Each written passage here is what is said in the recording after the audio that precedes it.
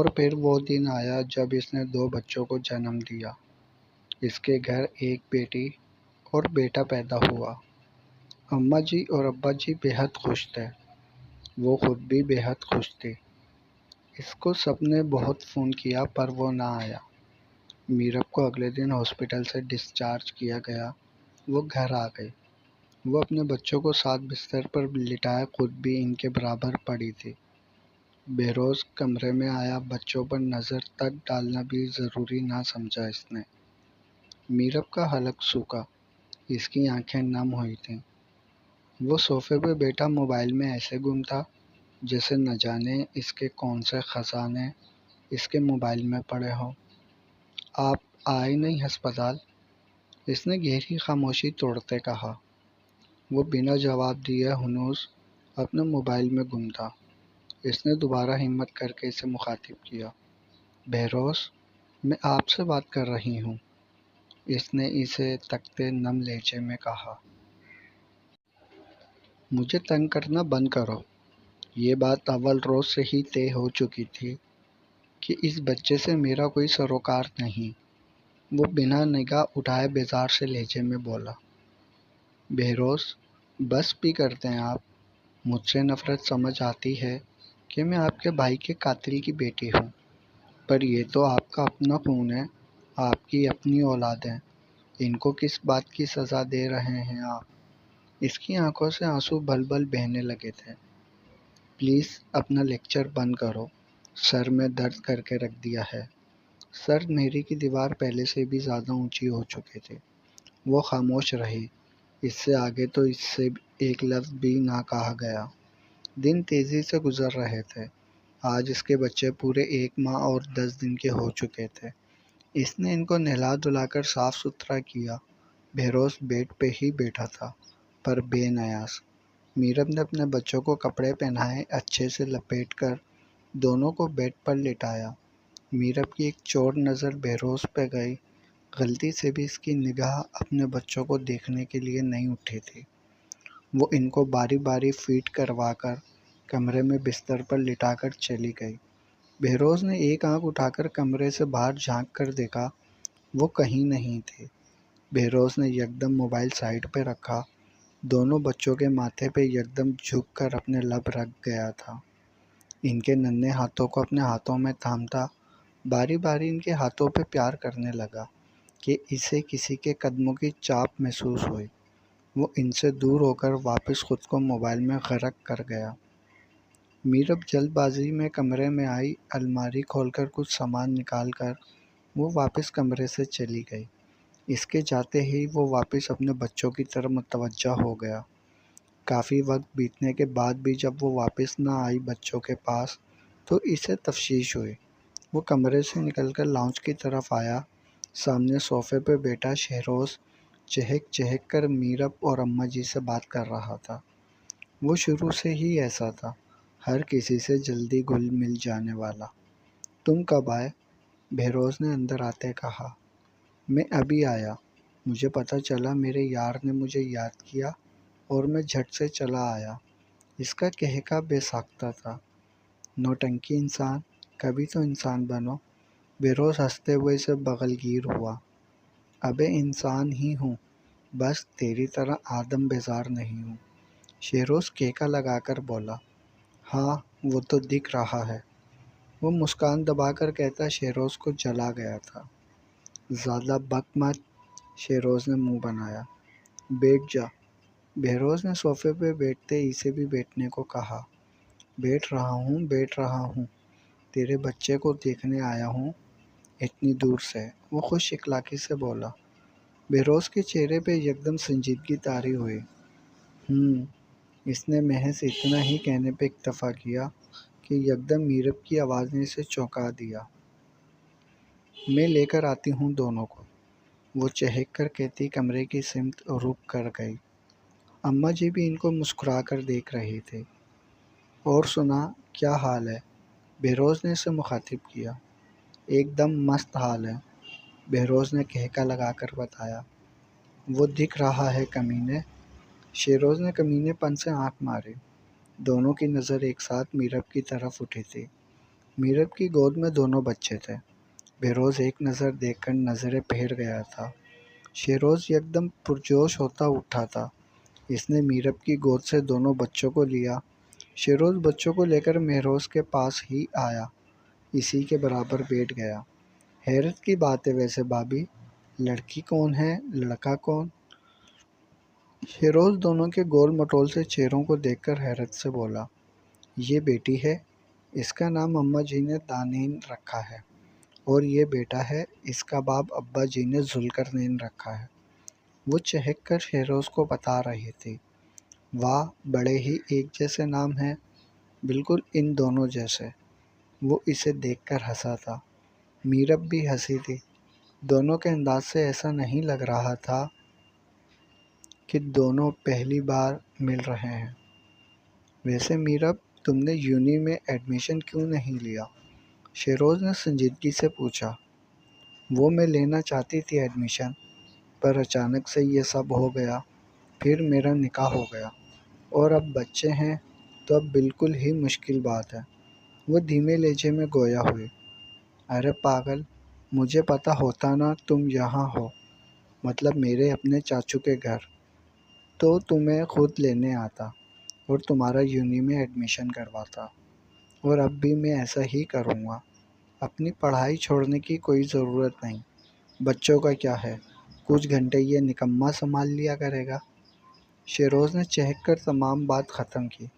میرب محض دھیمے سے گردن ہلا گئی تھی۔ اور رہی بات بہروز کی، تو اس کا غصے سے برا حال تھا۔ یہ بات برداشت کر پانا مشکل ہو رہا تھا اس کے لیے کہ کوئی اس کی بیوی سے ایسے حق جتاتے لہجے میں بات کیسے کر سکتا ہے۔ تم دونوں جانتے ہو ایک دوسرے کو؟ بہروز نے سوکھے لبوں پہ زبان پھیر کر کہا۔ ہاں، بہت اچھے سے، شیروز نے چہک کر کہا۔ اچھا، کیسے جانتے ہو تم دونوں ایک دوسرے کو؟ بہروز کے انداز پہ میرب کی ریڑھ کی ہڈی سنسنائی تھی۔ ارے یہ فرشتے کی بیسٹ فرینڈ ہے، یہ ہاسٹل میں رہا کرتی تھی کراچی میں، اور فرشتے بھی وہیں رہتی تھی۔ اب حیدرآباد سے کراچی جانے میں بھی 2 گھنٹے تو لگ ہی جاتے ہیں نا۔ وہ مگن سے لہجے میں بچوں کو پیار کرتا بولا۔ اچھا؟ بہروز نے میرب کی آنکھوں میں آنکھیں ڈال کر ایسے اچھا کہا کہ میرب کا حلق کچھ غلط نہ ہوتے ہوئے بھی سوکھ گیا۔ میں ان کو روم میں لے جاتی ہوں، سو رہے ہیں، دونوں جاگ گئے تو پھر روئیں گے، کوئی کام نہیں کرنے دیں گے۔ وہ بچے شیروز سے لے کر اپنے کمرے میں چلی گئی تھی۔ بہروز نے شیروز کو چینج کر کے فریش ہونے کا کہا اور اس کے پیچھے کمرے میں گیا تو وہ بستر پر پریشان سی بیٹھی تھی۔ اس نے یکدم اسے کلائی سے تھام کر اپنے مقابل کھڑا کیا تھا۔ وہ کٹی پتنگ کی مانند اس کے سینے سے لگی تھی۔ تم نے مجھے کیوں نہیں بتایا؟ تم جانتی ہو شیروز کو؟ اس کے لہجے میں شعلوں کی لپک تھی۔ جی، وہ مجھے خود آج پتہ چلا کہ شیروز، وہ سہمے ہوئے لہجے میں بات ادھوری چھوڑ گئی۔ نام مت لو، شرم نہیں آتی کسی غیر مرد کا میرے سامنے نام لیتے ہوئے؟ وہ اسے دیوار سے لگاتے گھرایا۔ پلیز مجھ سے دور رہیں، اس نے خشک ہوتا حلق تر کر کر کہا۔ کیوں دور رہوں؟ حق رکھتا ہوں تم پر بھی، اور تمہارے اس دل پہ بھی، اس نے خون اشام نظروں سے گھورتے کہا۔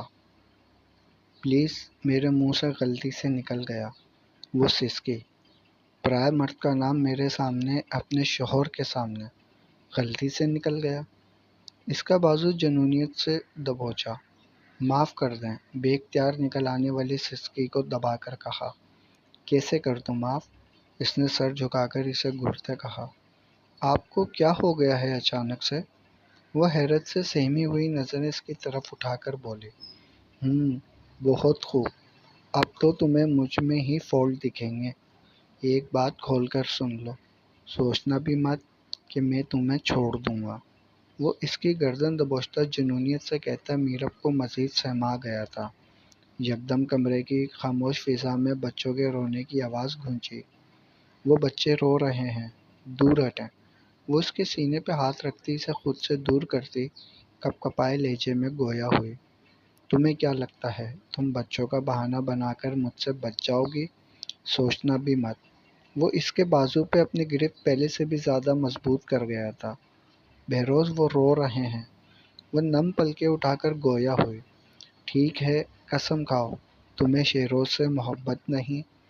بہروز نے اپنا دایاں ہاتھ دیوار پر رکھ کر مزید اس پہ جھکتے کہا، میں قسم کھاتی ہوں مجھے ان سے محبت نہیں، پر وہ نظریں جھکائے مضبوط لہجے میں کہتی بات ادھوری چھوڑ گئے۔ پر کیا؟ وہ بےتابی سے مستفسر ہوا۔ پر مجھے آپ سے محبت ہے، بے حد۔ اس نے نظریں اٹھا کر اسے دیکھا تو اس کے چہرے پہ نرمی کے بجائے سختی تھی۔ چہرے کے تاثرات کرخت تھے۔ مذاق بنا رہی ہو میری بے بسی کا؟ وہ اس کا چہرہ دبوچتا بھڑکا تھا۔ کیسی بے بسی؟ کیا ہوا ہے آپ کو؟ پلیز چھوڑیں۔ وہ بامشکل خود کو اس کی گرفت سے آزاد کر پائی تھی۔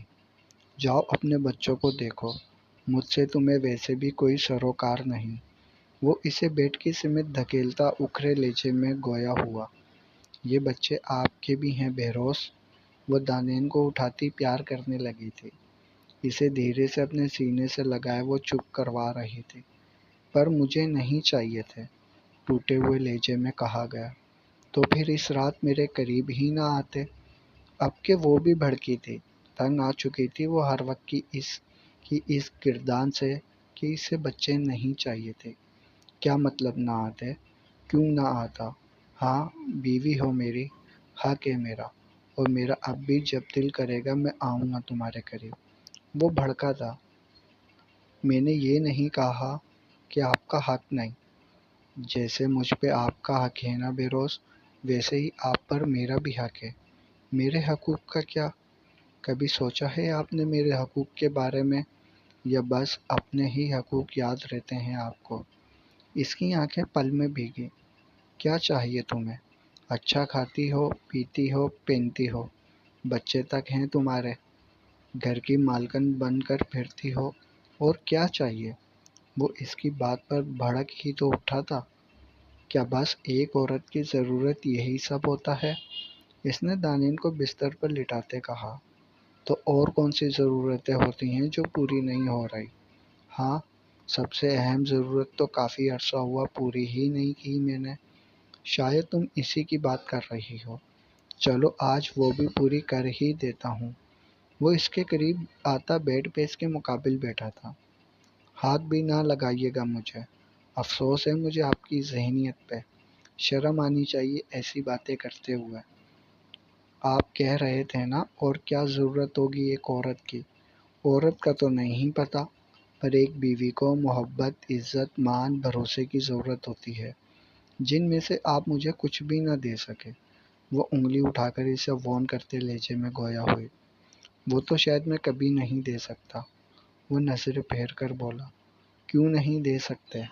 وہ جنونی ہوئی۔ مجھے نہیں پتا کیوں، پر بس نہیں دے سکتا۔ اس کے لہجے میں بلا کی سختی تھی۔ وہ دو پل کے لیے بے بسی اور خاموشی سے اسے دیکھتی رہ گئی۔ آپ کیوں ہیں اتنے سنگ دل بہروز؟ یہ دیکھیں، یہ ہمارے بچے ہیں، اگر ہم ایسا کریں گے تو ان کی زندگیوں کا کیا ہوگا؟ یہ تو معصوم بکھر کر رہ جائیں گے۔ وہ اس کے قریب ہوتی اس کا ہاتھ تھام کر محبت سے گویا ہوئی۔ مجھے پتا ہے یہ بکھر جائیں گے، پر میں خود بکھرا ہوا ہوں، ان کو کیسے سمیٹوں گا؟ اس کے گہرے سوال پہ وہ دھیرے سے مسکرائی۔ میں آپ کو سمیٹ لوں گی، اور پھر ہم دونوں مل کر کبھی اپنے بچوں کو بکھرنے نہیں دیں گے۔ وہ اس کی آنکھوں میں آنکھیں ڈال کر نم لہجے میں گویا ہوئی۔ تمہیں نہیں پتا میرب، پر میں بے حد بکھرا ہوا ہوں۔ وہ دھیرے سے اپنے ہاتھ اس کے گال پہ رکھتا اس کے گال سہلانے لگا تھا۔ کیوں ہیں آپ اس قدر بکھرے ہوئے؟ وہ اس کے مزید قریب ہوئی تھی۔ میری ماں ایک بد کردار عورت تھی، دنیا کی نظروں میں، میرے باپ کی نظروں میں، پر وہ بد کردار نہیں تھی، وہ ایک عظیم عورت تھی۔ ابا جی کے کسی دوست نے ان سے کہا کہ ان کی حویلی سے ابھی کوئی کود کر نکلا ہے، یقیناً ان کی بیوی کا عاشق ہوگا۔ اس کی آنکھ سے ایک موتی ٹوٹ کر گرا تھا۔ میرب نے اس انمول موتی کو اپنی انگلیوں کی پوروں پہ چن لیا۔ ابا جی گھر شدید غصے میں آئے اور میری ان آنکھوں کے سامنے میری ماں کے سینے میں گولیاں اتار دیں۔ میری ماں مر گئی۔ میں تنہا ہو گیا۔ تم جانتی ہو، ساری زندگی میں نے اپنے اماں ابا کو لڑتے دیکھا، اور پھر انہوں نے میری ماں کو مار دیا۔ ایک بار بھی ان کا دل نہ کانپا، ان کے ہاتھ نہ کانپے۔ اور پھر ابا نے میری خالہ یعنی اماں جی سے شادی کر لی۔ ساری زندگی ان کی بھی کوئی میری ماں سے مختلف نہ گزری۔ تانے چچنا مار پیٹ ہی دیکھی انہوں نے۔ تم بتاؤ میرا، جس انسان نے کبھی خوشحال گھرانہ خود نہ دیکھا ہو، وہ اپنے بیوی بچوں کو کیسے خوش رکھ سکتا ہے؟ بہت مشکل ہے یہ۔ وہ بکھرے ہوئے لہجے میں گویا ہوا۔ آپ جانتے ہیں آپ بکھرے ہوئے ہیں، اسی لیے آپ کبھی چاہ کر بھی اپنی اولاد کو بکھرنے نہیں دیں گے۔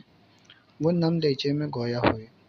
پر تمہیں تو بخیر چکا ہوں نا میں، جانے انجانے میں۔ وہ اسے تکتا گویا ہوا۔ پر میں نہیں بکھری۔ مجھ میں آج بھی بہت امید اور ہمت ہے۔ میں آج بھی ویسے ہی دامن بکھیرے کھڑی ہوں۔ بس چاہیے تو محض مان، بھروسہ، عزت اور محبت۔ اس کی آنکھ سے آنسو لڑیوں کی مانند بہہ نکلے تھے۔ وہ اسے خود میں بھیجتا اپنے سینے سے لگا گیا تھا۔ تم جانتی ہو ہماری پہلی ملاقات، یاد ہے تمہیں؟ مجھے تو تم سے تب ہی محبت ہو گئی تھی۔ وہ اس کے ماتھے پہ اپنے لب رکھتا محبت سے گویا ہوا۔ اپنے بچوں کو تو دیکھ لیں، اس نے مسکرا کر کہا۔ دیکھ چکا ہوں بہت بار۔ وہ اس کے گال سہلاتا لب دبا کر گویا ہوا۔ کب؟ وہ حیران ہوئی۔